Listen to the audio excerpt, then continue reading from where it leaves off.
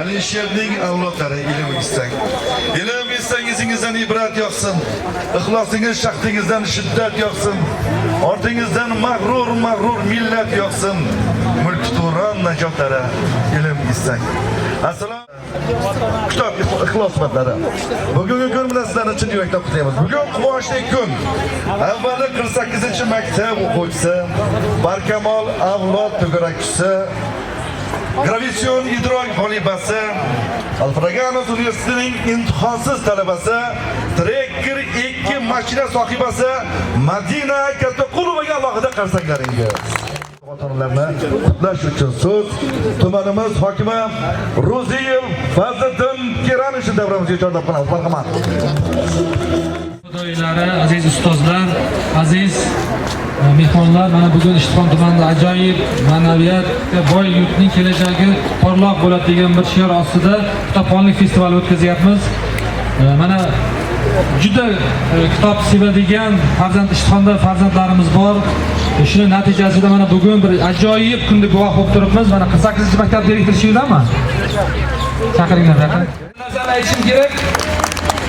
Shunday farzandni voyaga yetkazib, to'g'risi mana shu 48-maktabdan maktab direktoriga, barkamol avlod direktoriga, shu maktabda dars beradigan o'qituvchilarga, ustozlarga tuman hokimi sifatida men alohida minnatdorchiligimni bildiraman. Mana respublikada ham Zakovatda birinchi o'rinda oldi. Mana Alfraganus universitetini oliy sovrini va Trekker avtomobilini ham shu Madina qizimiz oldi. Shu ustozlariga, mana onasiga, otasiga sizlarga alohida minnatdorchilik bildiraman. Mana shunday Ishtixon tumanini yana bir marta dovruqni ko'tarib, Zakovatda birinchi o'rinda olib, shu sovringa ega bo'lganligi uchun alohida tabriklayman. Mana shu ustozlar nomidan alohida minnatdorchilik bildiraman. Bu bardavom bo'lsin. Xudo xolasa hali katta rejalarimiz, niyatlarimiz bor.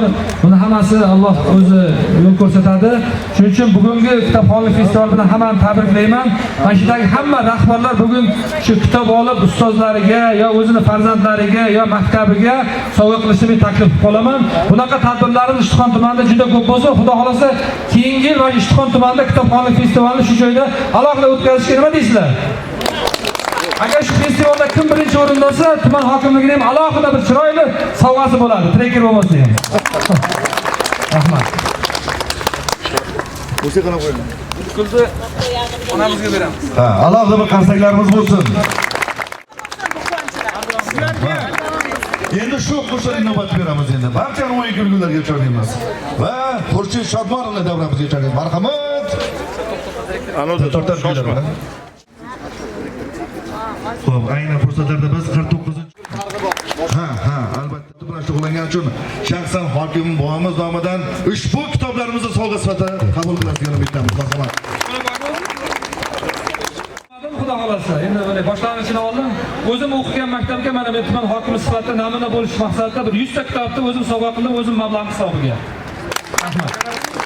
Ta'lim muassasasi rahbari Ko'charpa Saidmurodova va ushbu kitoblarni taqdim etadi. Marhamat, qarsaklaringiz bo'lsin.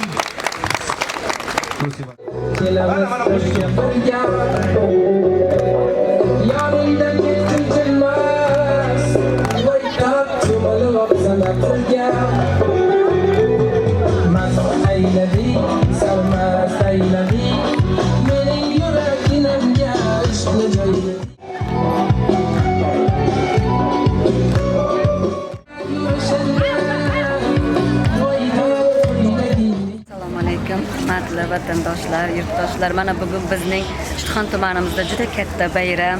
Sababki 48-yil o'rta ta'lim maktabi o'quvchisi Kattaqulova Madinaxon Toshtemir qizi mana bugun kitobxonligi orqasidan ota-onasiga mana ushbu avtomobilda sovg'a qilib turibdi. Mana shu kundan boshlab Madina qizimizni orqasidan bir qancha o'quvchilarimizni kitobga bo'lgan qiziqishi juda ortdi va biz hamisha mana shunday o'quvchimiz bilan faxrlanamiz va tabriklaymiz. Yana bir bor barchangizga muborak bo'lsin.